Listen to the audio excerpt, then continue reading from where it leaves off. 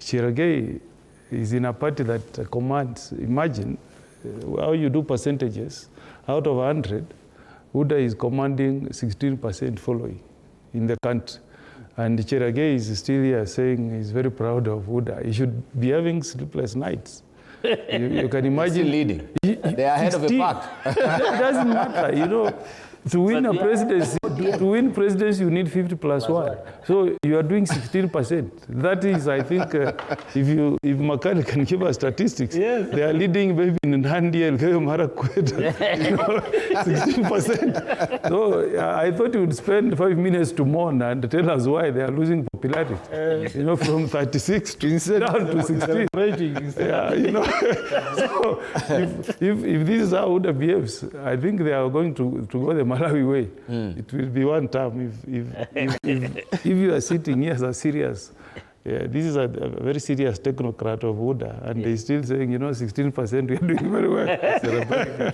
Yeah, I think they must go back and reflect. It means that Kenyans are losing trust and faith in UDA. You know, if you are a government that is performing, you are having 36% approval from Kenyans. If you have performed well, if you have brought policies that resonate with Kenyans, would be seeing something like 40-something%. So at least popularity that is growing. But what we are seeing is dwindling popularity for UDA. So they should be worried. And I don't know where he gets this idea that Matiang'i is a leader of UPA. I don't know whether he has gotten any official document from the political parties. To the best of my knowledge, I've never known Matiang'i as a leader of UPA. UPA is a party that is led by the governor of Nyamira, Honorable Nyaribo. He's the party leader. So that is his party, and he should acknowledge that. He has not been approached to associate himself with UPA? I mean, you live in Kenya, you have read the papers. I think the party that is trying to quote him is Jubilee. Yes. The Jubilee party.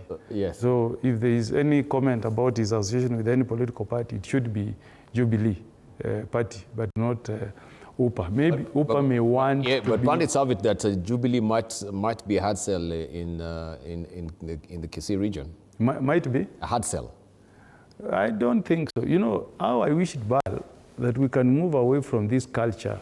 You know, Mo used to tell us that multipartyism will entrench negative ethnicity. He used to say, if you accept multipartyism, Kenya will become very tribal. We need to move away. You know, the way politics is done in mature liberal democracies, you don't own a political party. A party looks for a popular candidate, and that candidate becomes the flag bearer of that party in a presidential contest. You follow what happens in the UK. Nobody owns the Labour Party, you know. They just pick a leader they think will be the best suited to push the agenda of that party forward. The Conservatives, they do the same thing. You go to the US, nobody owns the Republican Party. Nobody owns the Democratic Party. Do you know that we fund political parties in this country using taxpayers' money? So we should not have this notion that a party is owned by an individual.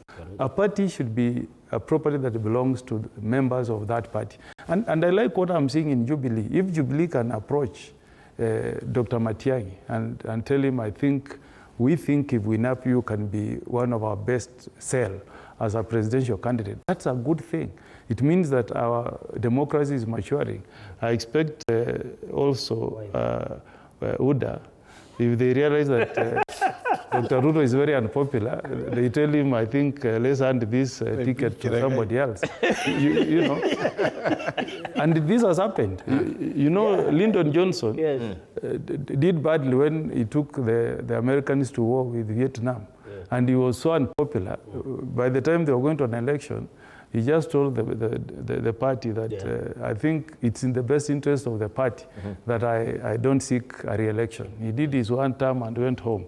So that's how parties, I think, should be built.